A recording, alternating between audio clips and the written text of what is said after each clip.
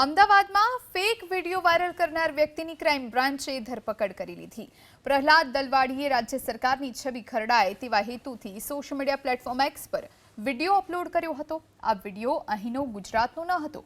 આરોપીએ મૂળ તાઇવાનના રોડ રસ્તા પર ખાડાવાળા રસ્તા પર વાહન ચલાવતા હોવાનો વિડીયો વાયરલ કર્યો હતો, જેનાથી રાજ્ય સરકારની છબી ખરડાય તેમ હોવાથી પોલીસે ગુનો નોંધ્યો અને તેની ધરપકડ કરી લીધી। પ્રહલાદ દલવાડીએ રાજ્ય સરકારની છબી ખરડાય તેવા હેતુથી સોશિયલ મીડિયા પ્લેટફોર્મ એક્સ પર વિડીયો અપલોડ કર્યો હતો। આ વિડીયો અહીંનો ગુજરાતનો ન હતો। આરોપીએ મૂળ તાઇવાનના રોડ રસ્તા પર ખાડાવાળા રસ્તા પર વાહન ચલાવતા હોવાનો વિડીયો વાયરલ કર્યો હતો, જેનાથી રાજ્ય સરકારની છબી ખરડાય તેમ હોવાથી પોલીસે ગુનો નોંધ્યો અને તેની ધરપકડ કરી લીધી।